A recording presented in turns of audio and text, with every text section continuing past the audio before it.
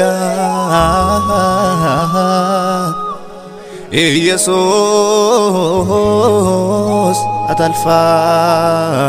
Omega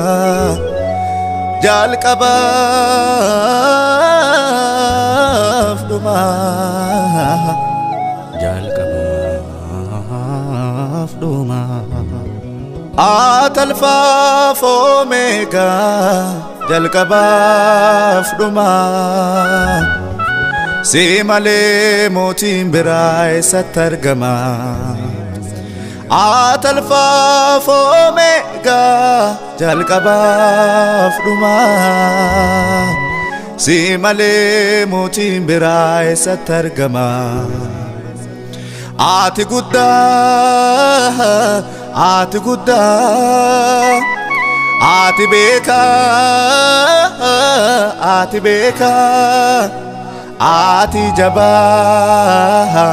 Ati jaba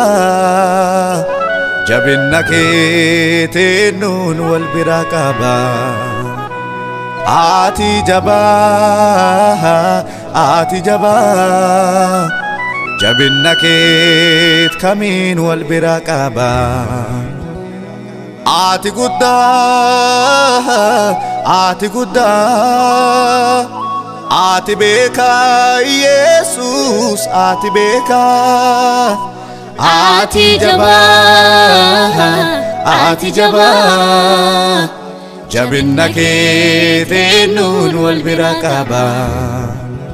Ati jaba Jabinna ket kamin wal birakaba Ati gudda Ati beka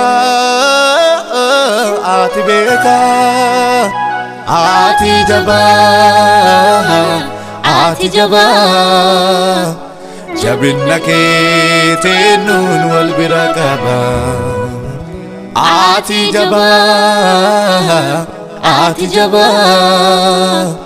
Jabinna ket kamin wal birakaba Namni motome angorra bu'a Yero sagena cime du'a Danga fi qaba barri nama Ke qofa Yesus kan qabne dhuma Jalqaba fi umille sima Jechi ke kana Fatima Ana jaibe uji kelala Kadage irra kadage chala Ati gudda Ati beka Ati jaba Jabinna kete nun wal birakaba Ati jaba Jabinna ket kamin wal birakaba Ati gudda Ati beka Jesus Ati beka Ati jaba Jabinna kete nun wal birakaba Ati jaba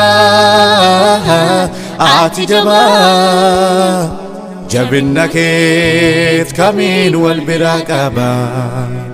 Jesus Ati jaba Jabinna ket nun wal birakaba Lafaaf saminu sinu mamte Bakka hinjirreen dhuftaa jajamte Uumamni marti gurra siif qaba jechi kebana mandadaba wo mandadadu keti humne sifa jilboti beke namne ergam totile ulfinna keti qul qullu jeda sifar saleti taatum tayu la konne himbenu sifa dandene haganan jenno samona matinuli ati waqome onjedut makangeti fakata qabdu ati waqome onjedut makanketi waqomi waqomi waqomi waqomi bara bara jajami waqomi waqomi waqomi waqomi Jesus waqomi bara bara jajami taatum tayu la konne himbenu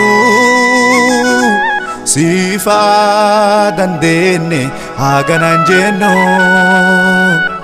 samuna matinoli ati waqome oljedut makanketi fakata qabdu ati waqome oljedut makanketi waqomi waqomi waqomi waqomi bara bara jajami waqomi waqomi waqomi waqomi Jesus waqomi bara bara jajami